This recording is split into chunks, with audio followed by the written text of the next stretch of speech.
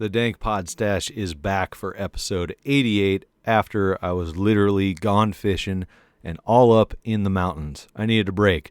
Thanks for bearing with me, and I'm glad you're back to listen to this banger of an episode. Before we jump into it, I got to thank the Dank Pod-Stash super supporters from Dank Pod-Stash Patreon. That's Maxwell, Dave, and Dennis. You guys keep the show going along with the rest of the patrons. If you're not a patron, if you want to support the show, you can go to patreon.com/thedankpodstash. There you will find all kinds of goodies to reward you for supporting the show. And if you're not in a place to support monetarily, like, subscribe, comment, any of that good stuff, it all helps. Thank you very much.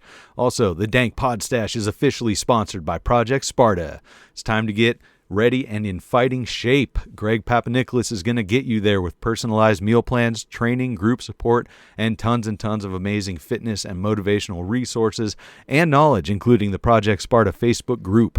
You can go to projectspartacoaching.com and learn more about Greg's work and get started on your path to health.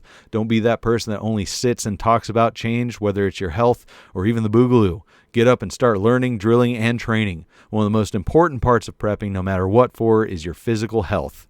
Get to projectspartacoaching.com now and get after it. As usual, we have a special offer for our listeners from Shane Radliff of Liberty Under Attack Publications. Take 10% off your order using coupon code DANK10 at libertyunderattack.com. You can get books, all kinds of books on all kinds of cool shit. Self-liberation, freedom strategies, etc. They have books right now, #Agora, second round book on strategy, Ben Stone's Sedition, Subversion, and Sabotage, Shane's very own Vonu, A Strategy for Self-Liberation, and many more. They offer assistance to new authors throughout the publishing process. Just go to Liberty Under Attack Publications, libertyunderattack.com. Share your story, find your freedom. Special shout out to Voluntary Apothecary.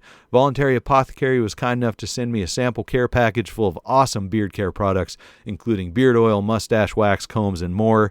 They're supporting the show, sending me all kinds of awesome beard oils and the like. You can get yours at voluntariapothecary.com.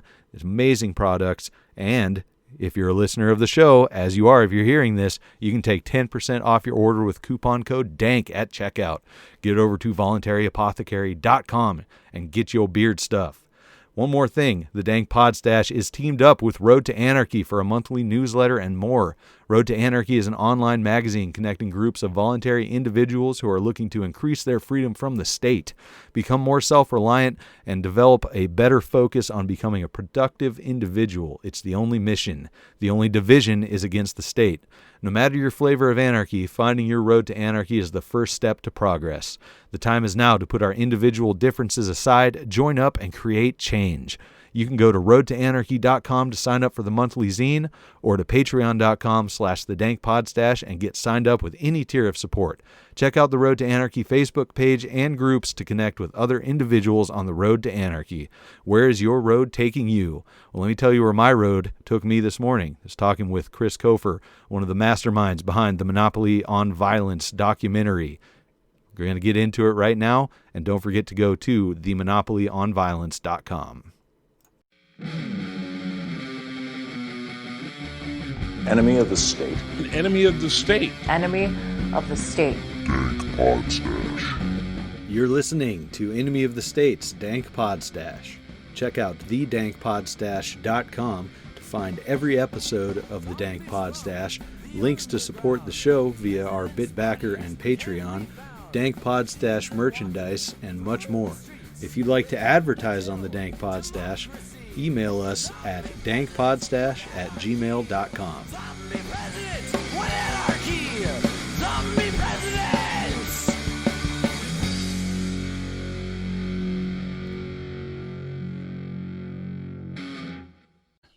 Back again after having been gone fishing. Didn't put up an episode last week, but we're back with the Dank Pod-Stash for episode 88 with Chris Cofer.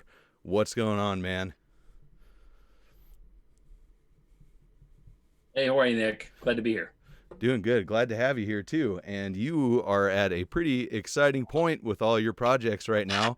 We got the Monopoly on Violence documentary released and hit 40,000 views on YouTube. And then where else have people been watching it? That's the main place. We've been selling the 4K download, but also we're giving away a 720p download. So if you like the movie enough to get a better quality version, people will pay for that. We're still working on the Blu-ray, which should be out in the next few weeks. Nice. And Yeah, the that's awesome. Blu-ray is going to have a bunch of extended interview and interviews with people who weren't on there, who didn't make the final cut, or it just extended. No, it's for most people you see like 2 to 3 minutes at most of each interviewee. But we had interviews that ranged from 10 minutes to 30 or 40 minutes. So we figured if you like somebody you saw in the movie, then maybe you'd like to watch more of what they talked about. Heck yeah. Just don't put any more footage of me in there. That was enough for me to see of myself. I don't like it. So, no, it was awesome, man. It's I don't know. Don't think I've ever seen like an actual full-length documentary-style anarchy film, and it couldn't be more timely. I don't even know if another one exists either. Did you guys look into that before? Well, there's actually 2 that I know of. I mean, I'm sure there's some video assemblies people have made, I guess, but I mean, I haven't seen those. Anarchism in America is the one most people know. That's from I think 1980. It's got a lot of old film footage of Carl Hess and Murray Bookchin, and they follow those guys around, talking about this stuff. And I think, strangely enough, it related to the LP, but I'd have to watch it again. There's also another movie called No Gods, No Masters, which is kind of like exclusive focus on left anarchism. I think they mentioned Stirner in kind of like a dismissive comment or something, and really nothing else. Not much else about individualist or certainly not ANCAP. Sure. Yeah, that must. Yeah. So there was a void, and I was gonna say that must have riled up the egoists if they only mentioned him in passing. Well, yeah. I mean, I think they're just glad to get a mention anywhere, because they're almost the fringe of the fringe. Mm-hmm. Definitely. Okay, so this is what's happening now. You guys put out a full-length documentary, and I want to get to more details on that, but I want to know how you got here in life. Like, what brought you, first of all, to anarchy, anything like that, and ultimately making a fucking sweet documentary about it. All right. All right. That's quite a tale. So settle in. Yes. I became a libertarian when I was 19. I just turned 46 a couple weeks ago, and it was just I was an LP type, and then during the Bush years, it just seemed kind of hopeless for libertarians because that's when the Patriot Act came in, and so as somebody who's lived through life before that. Yeah, I know how radical the transformation was. It's like a lot of your listeners were probably kids, or maybe some of them even weren't born. But the world was a different place, and so I through that part, and we're still in that. We were still in this whole war on terror mentality. Everyone seems to accept. But anyway, I was not really involved in politics as a libertarian, and it was only I think 6 years ago that I discovered anarchism, at least as a serious thing, because it's really just a term people throw out like a slur.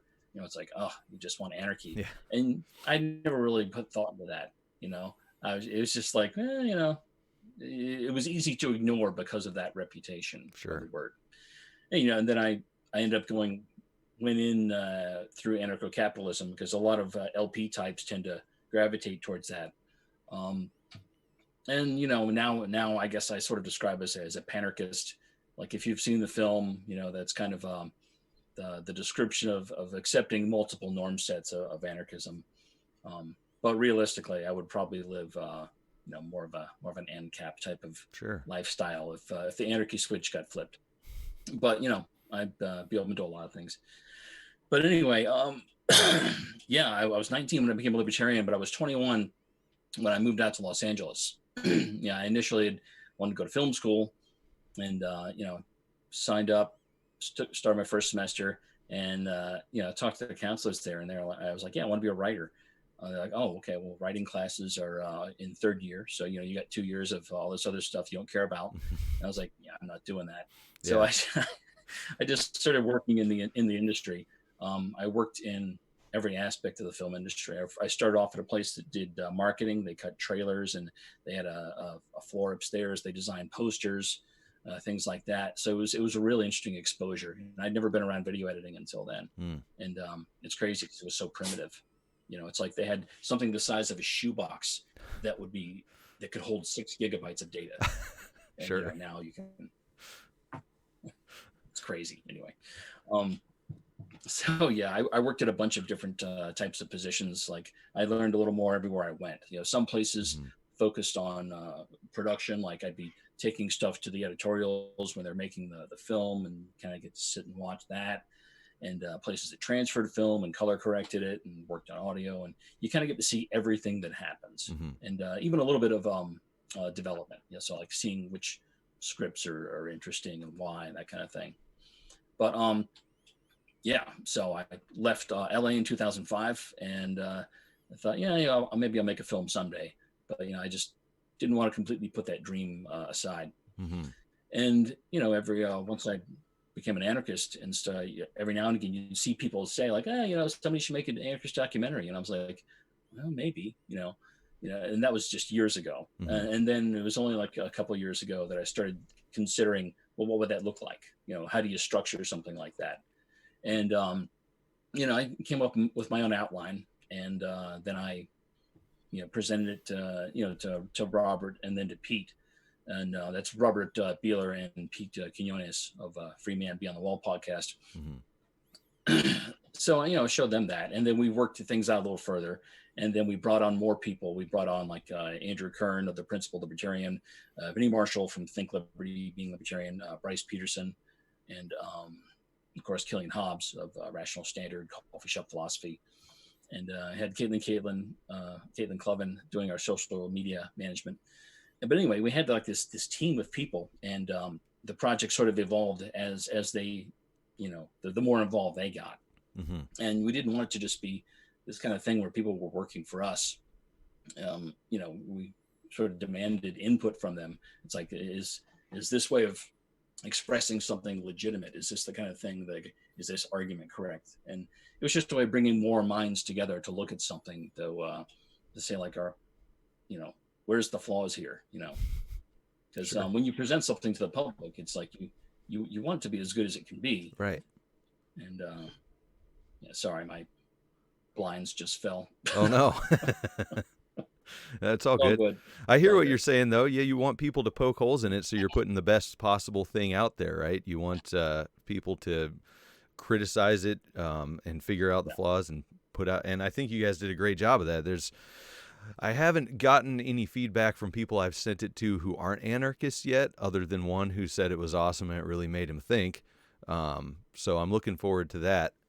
And this is a guy that I've been talking with for a while. I happen to do some work with up here, who's already very interested in anarchy, or at least libertarianism. So I'm excited that this came out at this point in time when people are really looking for something to learn more about for freedom. And the images with it, with the monopoly on violence images, that the kind of guerrilla advertising that you've got us doing out here is perfect, man, to drop in these comment sections and stuff. Well, it's like I did like that approach too, because it's kind of like the digital version of a street team. Instead of we pasting posters, it's dropping memes with links and things like that. But yeah, there's what's interesting about that is about the timing. You said we came up with a poster like 2 weeks before we put the movie out, and this was like turns out to be like a week before the country started to look like the poster. Right. Before they started to have like all these riot cops out there, and things aflame and drones everywhere, and just the kind of creepy totalitarian vibe.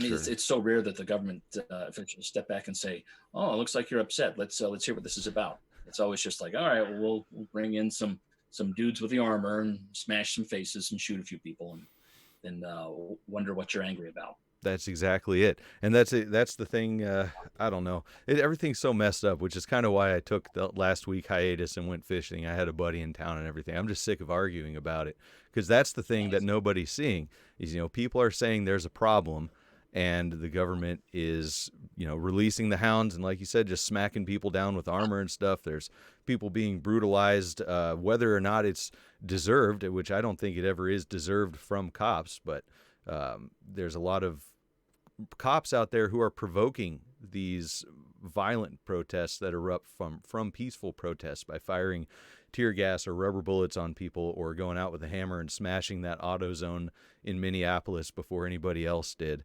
This is the kind of stuff that people should be focusing on, the reaction to people saying that it's a problem versus all the problems that come after that during the looting and burning of buildings and stuff like that. I know it's a problem, but we're not looking at the root. Well, I don't know. I think you and I might be, but I know some people aren't. Right. I mean, there's not many slogans yet that are really pointing the finger at police saying, hey, clean up your act.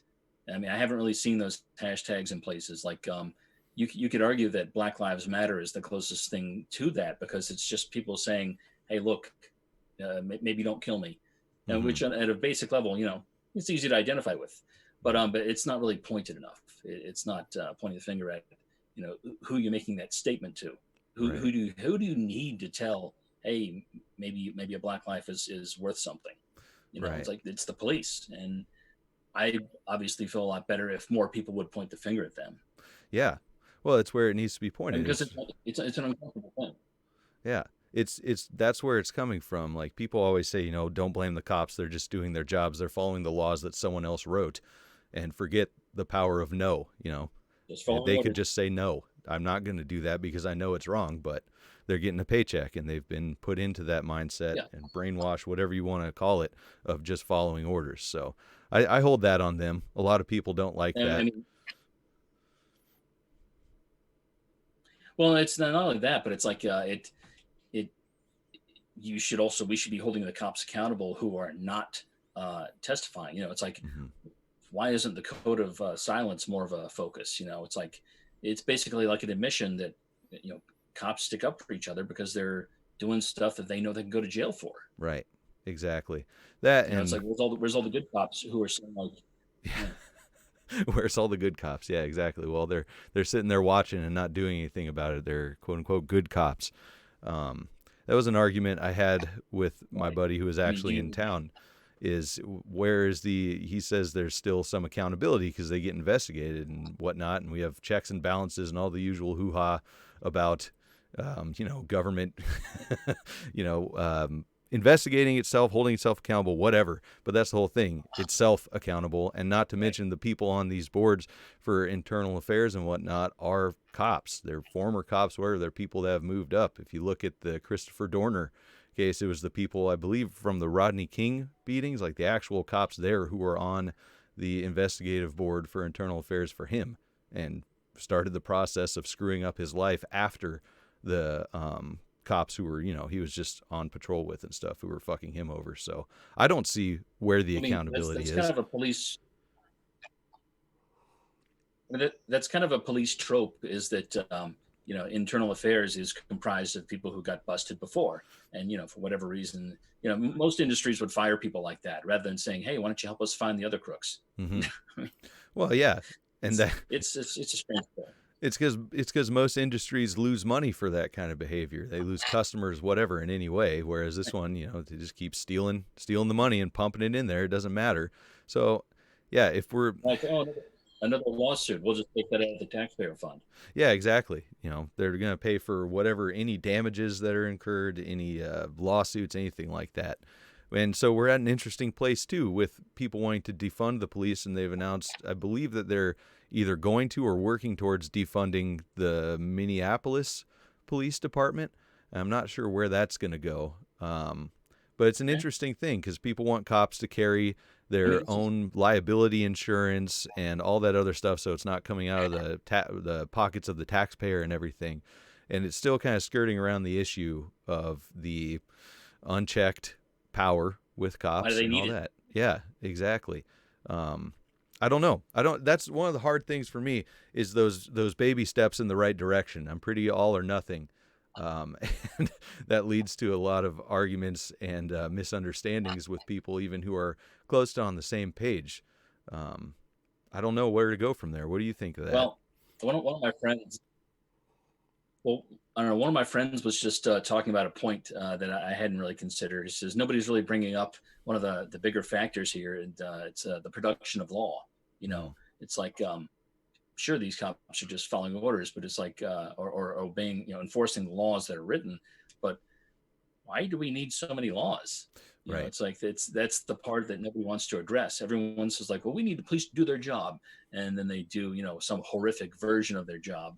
And we're like, whoa, well, maybe we just need to reshuffle this somehow, rather than let's look at the problem through a larger lens. Right. It's like maybe all of these laws don't need to be produced. And we're probably going to focus a little bit on that in the second documentary we're doing. We decided what we're doing, and it's going to be related to policing. Oh, awesome. Basically, because of what the world looks like right now.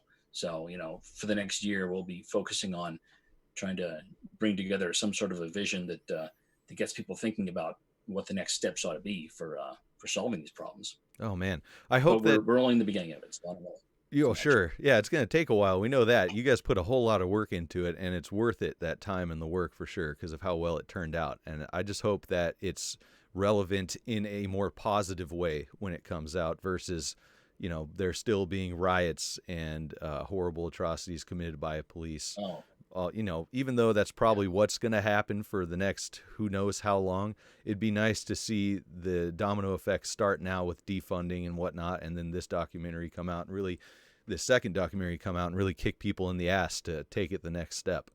And that's, it's really interesting to me that the Detroit Threat Management Center, I know there's statist elements from the people who are there. They're obviously not anarchists and whatnot, but it's crazy to me that people aren't latching on to that idea right now, because it seems like a perfect model.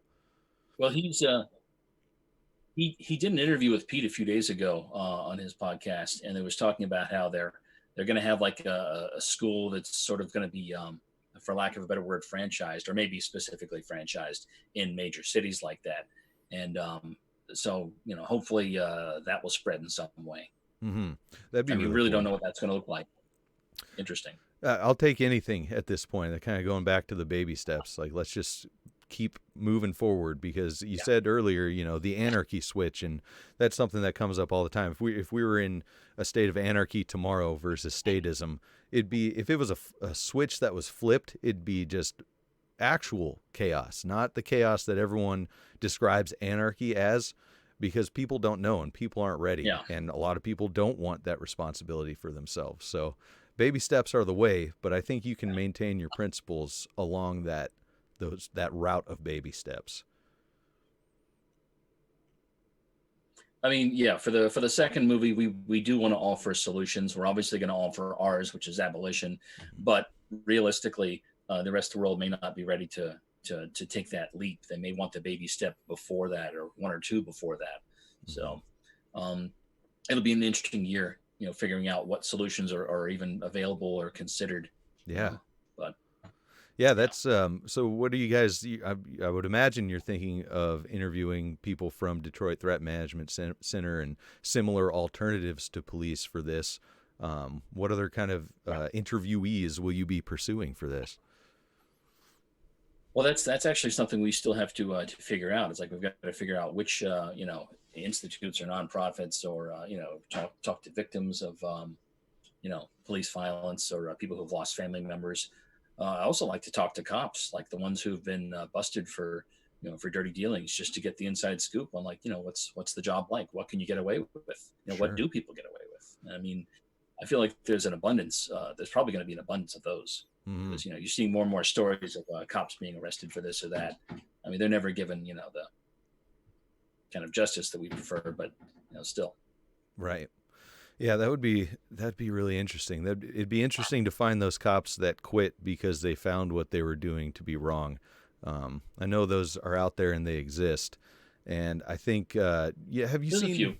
Yeah, there are a few. I know a guy I rented a house from when I was living in Tucson that became a cop just to pad his resume to get in with the Forestry Service, and he ended up leaving early because he could not stand writing traffic tickets. He was like, they say there's no quota, but there's a quota, and they're asking me to bust people who are not doing anything to get that quota filled. So I quit.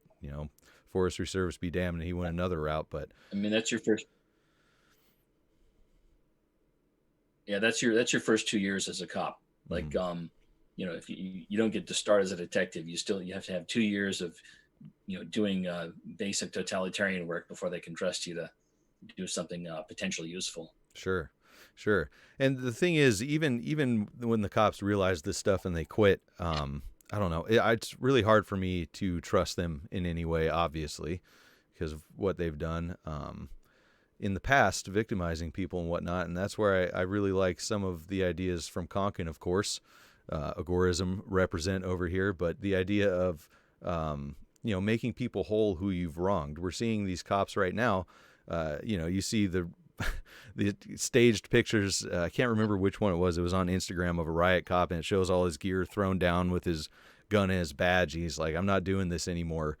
I can't go back out there and hurt people or something like that. And it seems very staged, but it's just like, okay, so you're just going to walk away. But what about making people whole who you've broken apart and righting the wrongs that you've done before? I can't just accept you with open arms right now. I mean, obviously every cop's going to have a slightly different story, but it's that whole basic thing about you were willing, to do that. Yeah. And whether you've abused fewer people than other cops, it's kind of I guess that's a sliding scale. Yeah. It's weird. And that's another one of the excuses you hear from people. I guess it's just super relevant right now, and everything that we've talked about probably for years now when it comes to cops is kind of being rehashed for people who are finally taking a look because of everything that's happening. What is that fucking meme? It's like the adventures of the guy who just started paying attention. And it's like, oh, fuck, I got to explain everything all over again. And it's like, son of a bitch. But that's one of the things that people always bring up. A good meme. It is. It's fucking amazing. But it's something that people always bring up. It's like, well, they thought they were going in doing the right thing. And whether it's cops, military, politics, whatever. And so, that's their excuse and they can get out of it. It's like, well, there's tons of people who didn't do that and found other ways to do the right thing, who took a second to look at it and say, no, I'm not going to do this because that looks stupid. That looks like a terrible thing to do. And I can't say that ignorance is an excuse, because it is ignorance and it's not nescience. The information's out there, and these people could look into it for a fucking day before they decide to sign their life away to whatever this is. I mean, it's just a question of getting to that point where it bothers you enough to look into it. Mm-hmm. And I think, our job is to keep pushing people, until they reach that point where it's like, hey, I feel dumb holding this opinion any longer because I keep getting presented with evidence that it may not be true. Right. This narrative that I've been, following is maybe bullshit. Right. And I think that it's a good middle ground with the documentary coming out and stuff, and really giving people a background on anarchy and other things. And so I'm really excited for the second one on policing, because it's a hard jump from the information that we present people and the stuff that they've been taught their whole lives and accepted their whole lives and whatnot. And it's something, it's the optics we need, I guess, is from a place of more understanding and education. But that's fucking hard sometimes when you just want to call someone a bootlicker because they're being stupid.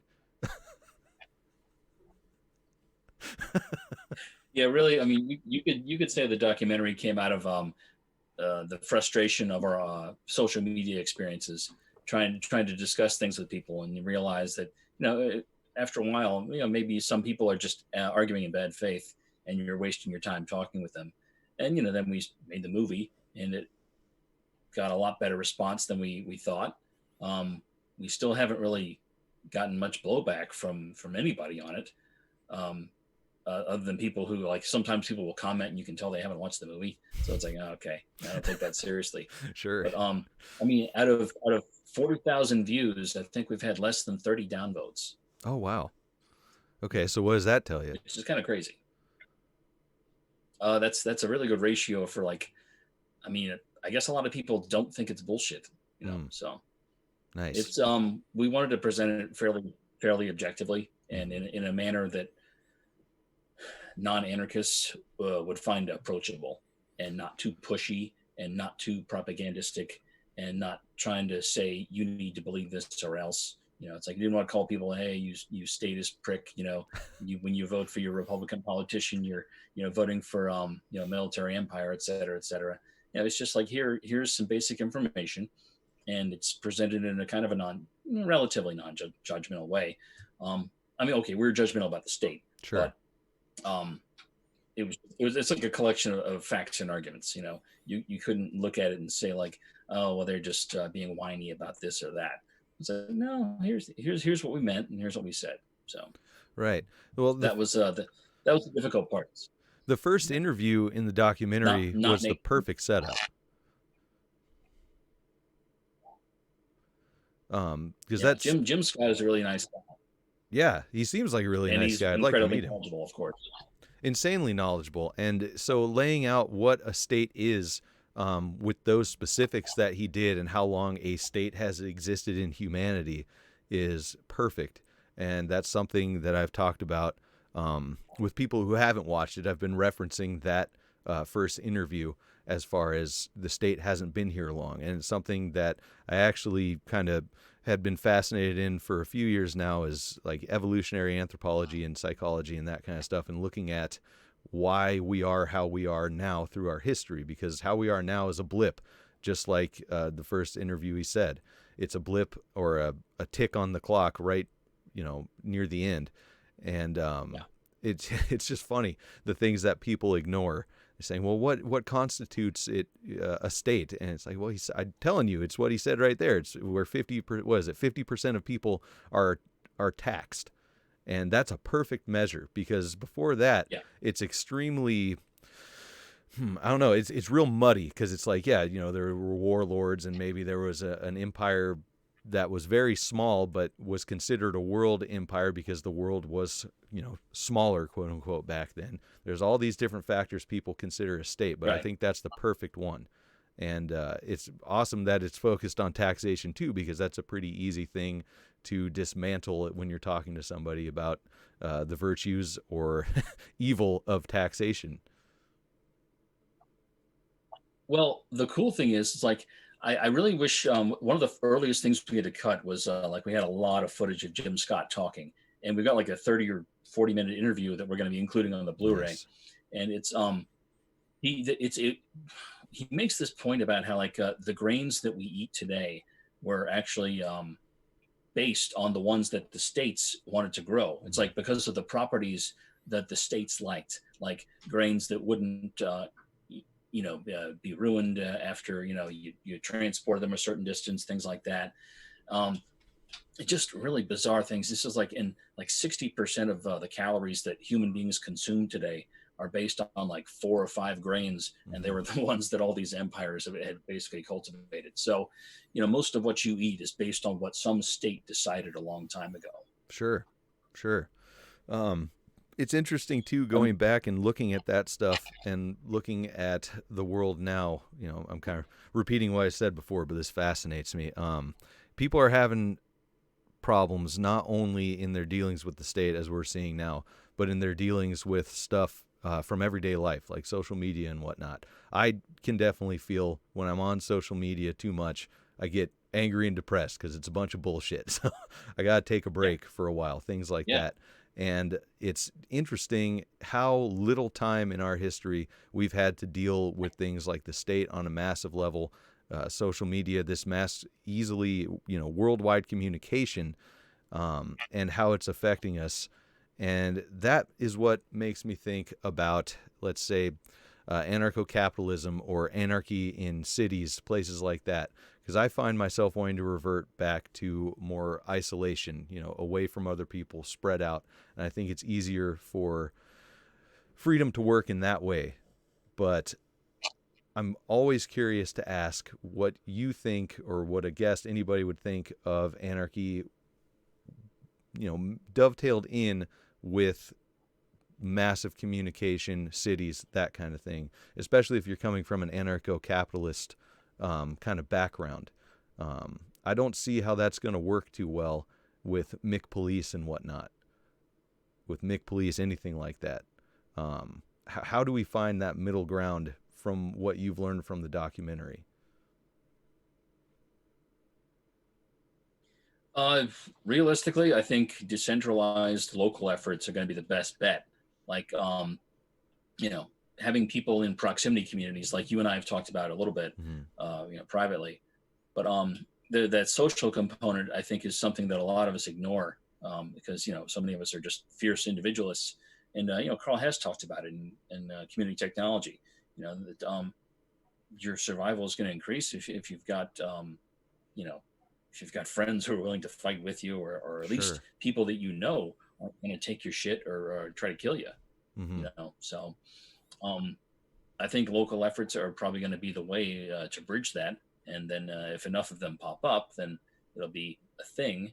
And it's the kind of thing that people will talk about and say, yeah, that looks interesting. I mean, it'd be cool to get them in the little hipster type of areas like Austin and Portland involved in that or something, and get them to make it almost look a little trendy, especially if there's some ideas behind it. Sure. Well, there's something kind of near that, I guess, somewhat a little bit near that trending in Seattle, right? With that Chaz, that Capitol Hill Autonomous Zone. I know a lot of people are slamming this, and I've heard so much different information, because there's a lot of information saying that they're putting up walls and IDing people and all that stuff, but then there's info from people that I know who are near the area, who visited, who say it's nothing like that. So I don't know what the fuck to believe. That's why I haven't put really an opinion out on it. I saw Jeffrey Hahn's post on it where he went there to visit, and he described it as more of a block party and more of a Black Lives Matter type of organized thing. I saw barricades in the video, but didn't look particularly scary. I mean, I know even Fox likes to have their propaganda arm ready for that kind of stuff. Yes. I mean, in principle, I've got nothing against an autonomous zone. Always curious how you describe that, because I'm guessing that everybody on those blocks either owns that property or some of them must. I mean, they can't all be renters, right? So it's like if someone barricades you got a car, you want to go somewhere, and they're like, oh yeah, this is the checkpoint. Okay, you have a nice day. When you come back, you'll be autonomous again. Right. It's like I don't know why you'd have patrols and stuff. It's like I didn't hear that it was a particularly dangerous area before that became a Chaz. I mean, if anything, this seems like more like an event or a put on or a happening type of thing. Just one of those sort of spontaneous things, because it all looks sort of thrown together. Yeah, I think it was pretty spontaneous, and I was just reading something last night. The Seattle chief of police was saying that it was not her decision to abandon that precinct. It's like, well, okay, then how did it happen? Because you could have kept pushing. I bet you guys are more heavily armed than the people with this autonomous zone. It's just there's a whole lot of fucky stuff. But what you were saying with people owning the property within that and going back and forth and coming out, that actually reminded me of stuff that Konkin has said about there still being pockets of statism, and they're going to exist next to areas of whatever panarchy is around it or whatnot, so there's going to be crossover for sure. I don't think that this is a permanent autonomous zone by any means. I know everybody's memeing the garden they made and whatnot, but there was also a good interview with the guy who kind of put that together, and it's more, I guess, of an art piece. They don't expect to have that produce food for them anytime soon, but it's an example of repurposing public areas for other things. I think they could have done it better, but I kind of get what they're coming from. I don't know. It's not perfect. It's not perfect, and rarely is anything perfect when this kind of thing happens, from how it's happening to the people involved, anything like that. But that's one thing. When I came back from my break from social media and I see all the back and forth on this, I'm like, fuck it, I'm out. We're just going to bitch about it. I'm going to turn off social media again. We can't find a way to talk about this positively and, maybe build on it, but we're going to argue about the little things. That's what bugs me. Well, I think there's lessons to be learned for the people who are setting up these autonomous zones. Maybe like when things are good, do a lot of planning so that when things are bad and you want to set up an autonomous zone, you'll have like a whole plan. You'll have a whole crew there who's like, all right, we're going to show up and we're going to build some houses for the homeless or whatever, or whatever goal they have, and which I don't even know, because it's like, I guess the implication is that the people living in those in that neighborhood weren't autonomous before they set up the zone, or not. I mean, I just think there's more you could do rather than just saying, all right, we're going to put up barricades and that'll be that. Sure. Yeah, definitely the planning, which makes me think of another point right now where there is planning. There's a lot of shit being talked on people who are calling themselves, Boog Boys, Boogaloo. People are into that because not a lot of Boog Boys are doing anything right now. There's sure some going out and standing with protesters, also protecting private businesses, all kinds of different shit, because there's Boog Boys of every flavor from anarchist to statist. But the one thing that is becoming super obvious to people looking from outside the Boog movement in is that there's not a whole lot of action. And I think from my involvement is that it's planning, because we know that the communications have been shit when things go down, from the Whiskey Warrior incident to things in Colorado with the open carry to even Chris Ledbetter, who's in jail now. They got him and nobody really knows what the fuck to do, but you work on it quietly. And yeah, the planning is the main thing. There needs to be planning, and that's what's going on, so that when it comes time for action, you can do it right and not end up with a garden built on cardboard in the middle of a lawn in a park.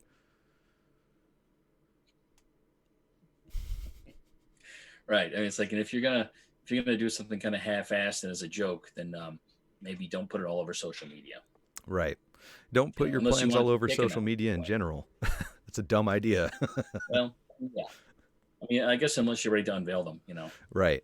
Yeah. When it's go time, then you want everybody to know. But yeah, it's just interesting stepping back from the just absolute, to use Joe Biden's favorite word, malarkey, that is social media, and getting out of the frenzy and looking at it from a more, real life lens. Like, things are bad and things are crazy, but they're not as bad and crazy as social media makes them seem. So I think it's a good idea to step away from that and talk to people in real life, and, like you said, plan so that your outcome looks good. Whether or not it works, it's good optics. Pretty much. I mean, it's better optics than the Chaz, I think. Mm-hmm. Yeah.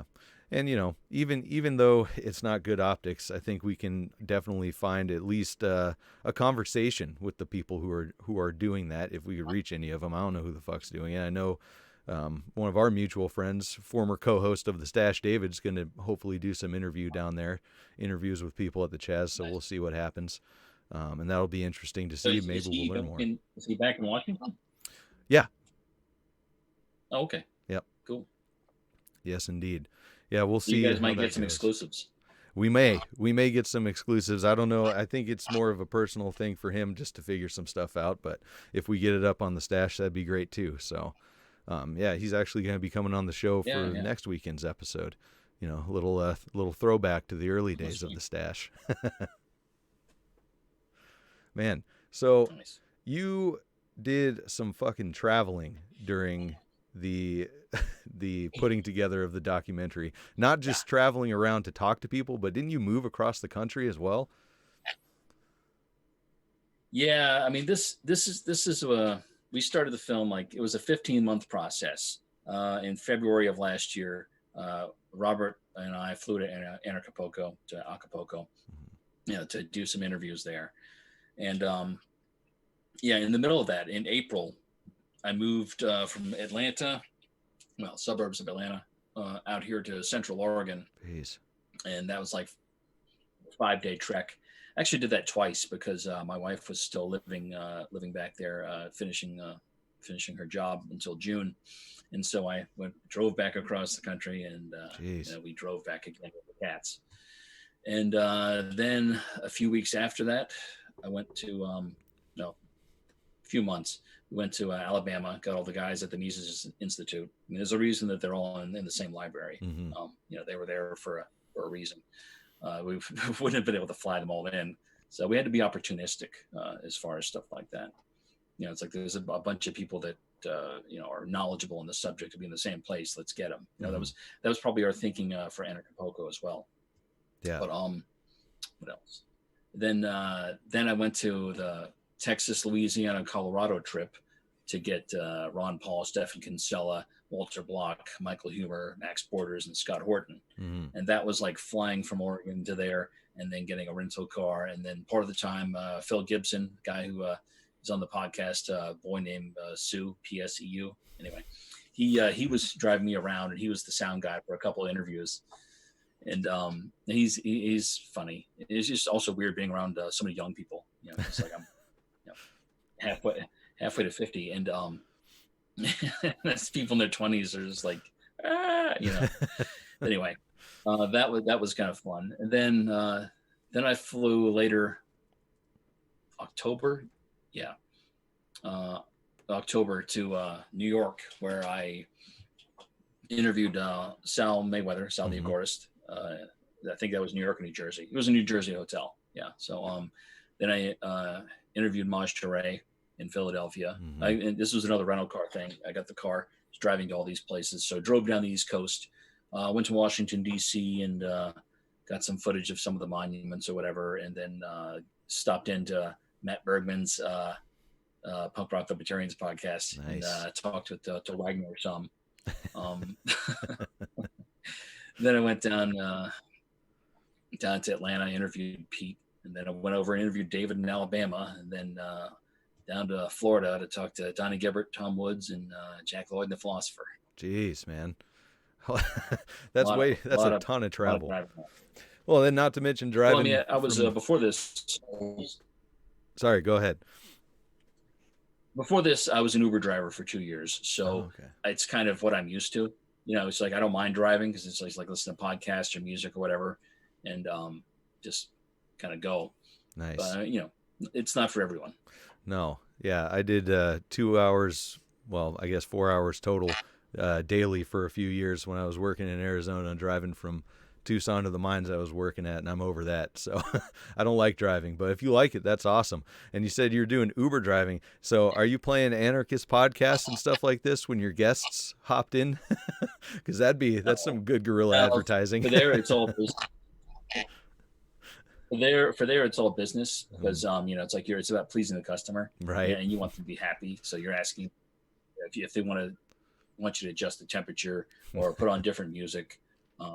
So it's like, and I would profile people sometimes and try to figure out what their musical tastes were and, play that. And I was like, hey, if you want me to put on something else, let me know, Sure. It's more about being like a concierge in a car. I'd be a bad Uber driver then. But every now and again, there's like, I gave like 5,000 rides, and I think I only brought up anarchism like 10 times. Oh, wow. Yeah. You got to read the room, man, for sure. Most people,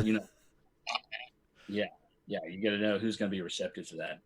I had somebody who was who worked for the Fed in the car once, and I talked to her for like a half hour. Dang, nice.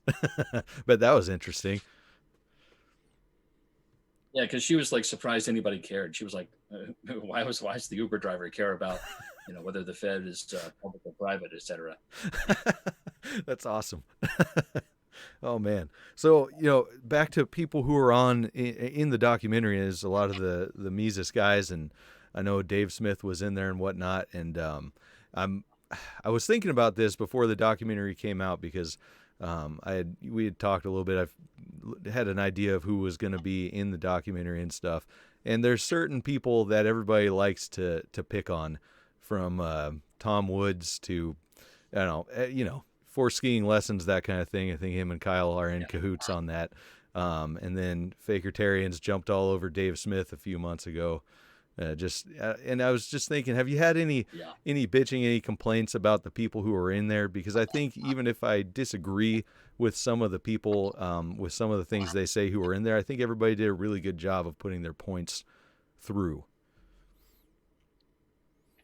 we've really had almost none. Like I've got maybe half a dozen leftist friends that I sent the documentary to. I was like, I'd be curious to hear your thoughts on this. Haven't heard back from them yet.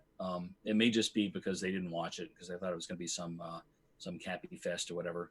And that's one of the things that if anyone knows going into the movie, it's probably not going to be what you think it is. Mm-hmm. It's going to be a point of view that people who are familiar with me were kind of expecting one type of thing. But it was a team effort, and we made our decisions about how to present it, based on what we thought people would accept. Right. Well, I figured, when you wanted to talk with me and David, and you ended up talking with Sal, who knocked it out of the park, by the way, for agorism. Sal did great in that segment.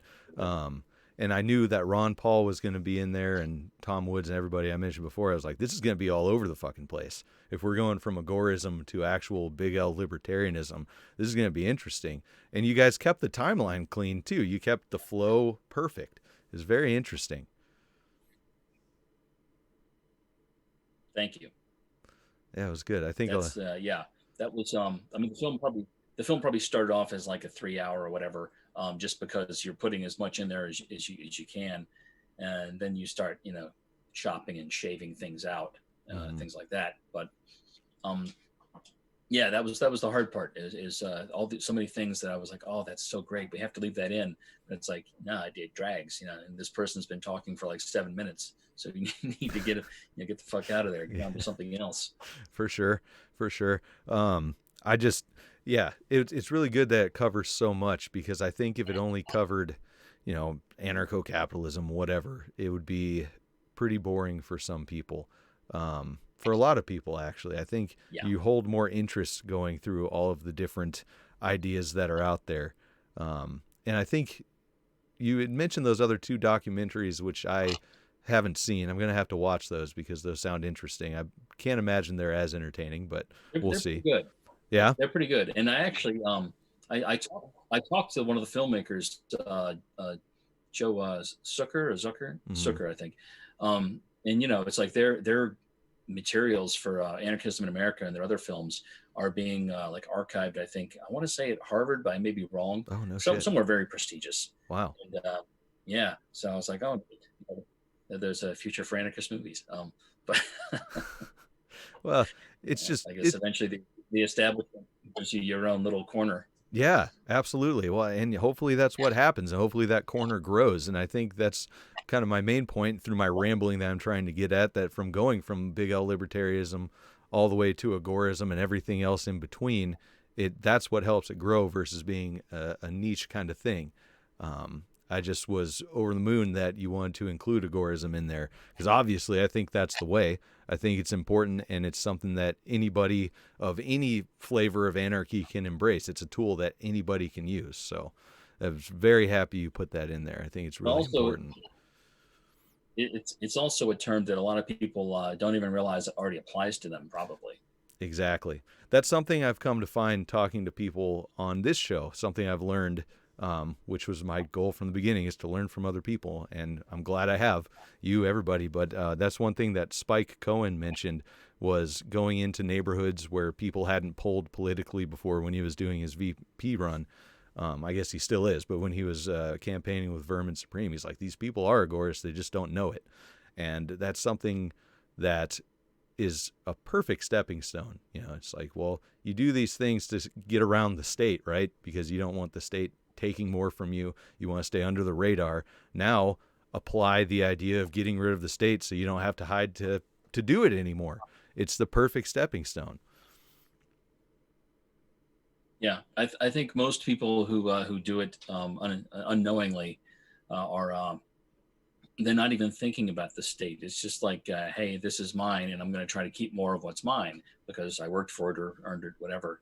It's not even a question of, oh yeah, the state's stealing again. It's like this invisible thing that's always in the room with them, but they're still always just trying to make sure they keep their property and their freedom. Yep, that's exactly it. And it's funny seeing it from even the most statists. Like the one thing I always come back to is yard sales as far as gray markets, because you can go to a yard sale and they're just decked out with American flags and who knows what else, and yet they're not claiming that on their taxes, even though that's a law in a lot of places. It's like, oh, look what you're doing. But But yeah, actually, that's funny though. Any flea market you go to, there's always just going to be a ton of patriotic stuff. mm-hmm. Because it's weird that we haven't penetrated those nooks and crannies as well as we could. Like maybe agorists ought to start going to flea markets and like putting up their agorist flags or whatever, or Circle A, this and that.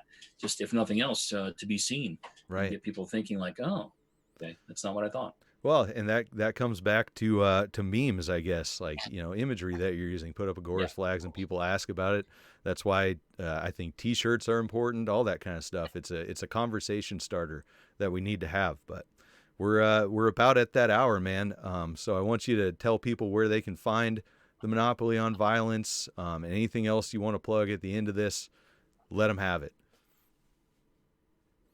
Yeah, man. If you go to the monopolyonviolence.com, you'll see not only you can watch the movie, it's got the YouTube video embedded in the page right there. See it for free. Or you can download the 720p version for free. Or you can purchase a 4K download for $10. And there's also a link to the soundtrack. This is an interesting thing. I don't know if you're familiar with the band Arrested Development. They actually started back in the 90s, and when I was a youngin', and Jason Reichert, JJ Boogie as he's known, he did our music. Nice. He's a guitarist and producer in that band. So it's like it's kind of interesting to have somebody who's from an accomplished plane step down. And be like, yeah, I'll be glad to do that for you. That soundtrack is for sale on the website as well. Awesome. As well as there's like merch. Like if you wanted a Monopoly on Violence coffee cup, I don't even own one yet, but I'm going to get one. Or if you wanted the poster, if you're like one of those, if you're a fanboy. Heck yeah. Yeah. Everybody get out there and definitely watch it, show other people, send them the link, but buy some merch, buy that 4K download, anything you can to help these guys, because they put a ton of work into it. And I think it was worth all the work and more that they put into it. It's an amazing documentary. I don't know. I can't stop saying good things about it. I loved watching it. I'm going to watch it again here soon. And like we said, people need to see this right now. It's the time for people to see this. It always has been, but right now is the perfect time to spike this into people's heads. Big time. Well, I just want to point one more thing out, Nick. It's that what's funny is that you and Tom Woods are actually on the same page. He just had an episode a couple of days ago where he interviewed Pete. And he was gushing about it. And he was like, one of the things he loved was that we presented the whole story. We presented the left anarchism and to let people know the differences, so it's like, you never really know. People think like, oh, these right wingers only want to tell their half of things. But it's like, he liked that everything was out in the open. No, absolutely. So it's like now the discussion can really take place. Right. I actually started listening to that episode. I may not agree with Tom Woods on that whole skiing lesson analogy, and there's a whole thing about his past, whatever. I'm not getting into that, but yeah, I started listening to him, a few years before I started any of this stuff, and I remember he was one of the only people that had a podcast on agorism, and I was like, oh, that's pretty fucking cool. I'm gonna check that out. It was interesting. So also, if you wanted to, you could look through the title cards in our documentary, and if you search for those words anywhere on his website, he's probably done at least several episodes on almost all of those things that we covered. Sure. Except for maybe some specific examples, but it's like he's covered the broad categories, and it's like really he was just like a free resource. Listening to old episodes of this or that, and you're like, oh, I'd forgotten that. Oh, there's a book I can read on this. So, absolutely. Anarchy makes strange bedfellows. Yes, it does. And it's better than fighting, is figuring out common ground that we can all stand on together, because that's the only way to get to total freedom, no exceptions. So thanks for coming on, Chris. I really appreciate it. We're going to jump into the Patreon after hours. And if you're a Dank Pod-Stash patron, you're going to be able to watch me put Chris on the spot with the usual question that you know by now, because you watch those that bonus content. So thanks again, man. Documentary is amazing. TheMonopolyOnViolence.com. Go check it out. And remember, everybody, total freedom, no exceptions.